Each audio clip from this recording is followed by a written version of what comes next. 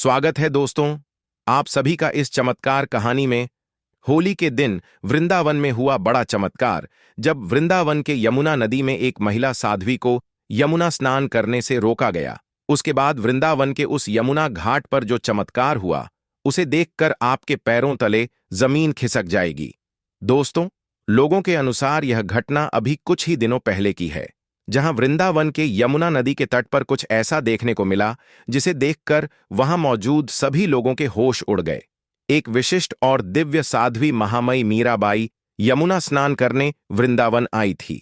महामयी मीराबाई, जिन्होंने संसार के मोह को त्याग कर एकांत और तपस्वी जीवन को अपनाया था, वो भगवान श्री कृष्ण की बहुत बड़ी भक्त थी। कहा जाता है कि उन्होंने कठोर तपस्या और साधना से कई सिद्धियां प्राप्त की थीं। लोग उन्हें देवी के अवतार के रूप में मानते थे और उनकी साधना से प्रेरित होकर अनेक भक्त उनका अनुसरण करते थे। वे अपनी साधारण जीवन शैली और कठिन तपस्या के कारण सभी के बीच श्रद्धा का केंद्र थी। महामयी मीराबाई का एक अटूट नियम था, हर दिन सुबह 5 बजे यमुना में स्नान करना। उन्होंने कभी इस नियम को नहीं तोड़ा, चाहे वर्षा हो, आंधी हो या भयंकर ठंड। यमुना नदी के प्रति उनका प्रेम और सम्मान असीम था। उनके अनुसार यमुना में स्नान केवल एक शारीरिक क्रिया नहीं थी, बल्कि यह एक आध्यात्मिक प्रक्रिया थी, जिससे आत्मा का भी शुद्धिकरण होता था और परमात्मा से सीधा संबंध बनता था। जब वे वृंदावन के यमुना घाट पर पहुंची तो माहौल अद्भुत था। यमुना का शांत प्रवाह और वातावरण में व्याप्त आध्यात्मिकता ने सभी को मंत्रमुग्ध कर रखा था। सुबह के करीब 5 बजे थे जब महामयी मीराबाई स्नान करने के लिए घाट पर पहुंची। ठंडी हवा चल रही थी और घाट लगभग खाली था। उन्होंने सोचा कि यह समय उनके दैनिक स्नान के लिए सर्वोत्तम है। जब वे अपने वस्त्र उतारकर यमुना में प्रवेश करने वाली थी, तभी वहां पर सफाई के कार्य में लगे नगर निगम के कुछ अधिकारी उन्हें रोकने के लिए आगे आए। उन्होंने कहा, मां, इस समय यमुना की सफाई का काम चल रहा है, अभी आप स्नान नहीं कर सकती। हमारे नियम के अनुसार यह समय सफाई के लिए निर्धारित है। महामयी मीराबाई ने शांत स्वर में कहा, यमुना मां सबकी है और यह मेरा नित्य नियम है कि मैं सुबह 5 बजे यमुना में स्नान करती हूं। मुझे स्नान करने दीजिए। मेरे स्नान से आपकी सफाई प्रक्रिया बाधित नहीं होगी। लेकिन अधिकारी उनकी बातों पर ध्यान दिए। बिना बोले नहीं, यह संभव नहीं है। आपको थोड़ा इंतजार करना होगा। दिन भर का समय है, बाद में आकर स्नान कर लीजिए। अभी हम आपको अनुमति नहीं दे सकते। महामयी मीराबाई धैर्य से बोली, यह मेरा नियम है और मैं इसे आज भी नहीं तोड़ सकती।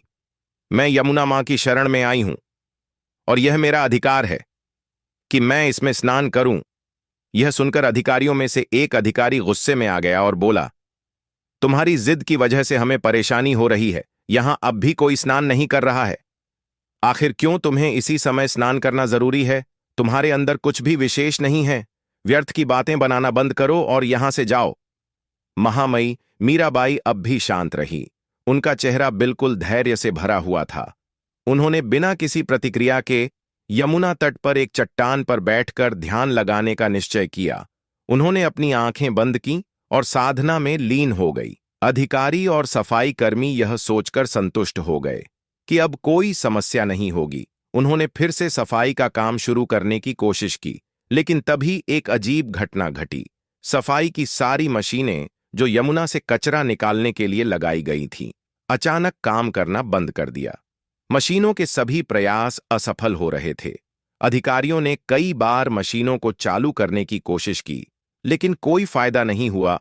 मशीनों के खराब होने से अधिकारी घबरा गए। उन्होंने इंजीनियरों की एक टीम को बुलाया, जिन्होंने मशीनों की जांच की, पर कोई भी तकनीकी समस्या नहीं मिली।